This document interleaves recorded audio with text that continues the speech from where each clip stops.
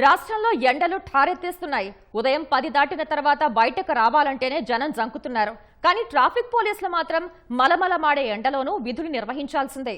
ఈ తరుణంలో ట్రాఫిక్ సిబ్బందికి ఎండ నుంచి ఉపశమనం కల్పించి వేసవిలో చల్లగా విధులు నిర్వహించేలా విశాఖ సిపి శంకబ్రత బాగ్చి వినూత్నంగా ఆలోచించారు.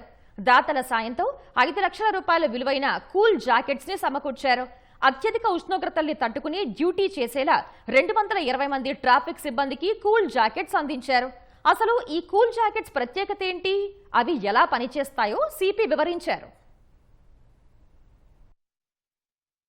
ఈ కాలంలో ఒకవైపు రిలేటివ్ హ్యూమిడిటీ ఎక్కువ, మరోవైపు ఉష్ణోగ్రత ఎక్కువ. దానివల్ల మా ట్రాఫిక్ సిబ్బంది పొద్దున నుండి సాయంత్రం దాకా విధి నిర్వహణ చేసేటప్పుడు చాలా ఇబ్బంది పడతారని నేను గ్రహించాము. అందుకే ఈ ఐడియా నాకు వచ్చింది. వాళ్ళకు కూలింగ్ జాకెట్, కూలింగ్ హెల్మెట్ ఇస్తే బాగుంటుందని. తర్వాత దాతల ద్వారా ఇది 220 మందికి ఈరోజు కూలింగ్ జాకెట్ ఇవ్వడం జరిగింది. కూలింగ్ జాకెట్ నీటిలో తడిపిస్తే తర్వాత ధరిస్తే 8 డిగ్రీ వరకు లోపల టెంపరేచర్ తగ్గిపోతుంది. అది కాకుండా రేడియం స్టిక్కరింగ్ ఉంది కాబట్టి రాత్రి కూడా దూరం నుండి కనపడతారండి. సో ఇది సంవత్సరంలో ప్రతిరోజు ధరించవచ్చు. శీతాకాలంలో ఇది తడపకుండా ధరించాలి. వేసవికాలంలో నీటిలో తడిపించి తర్వాత ధరించాలి.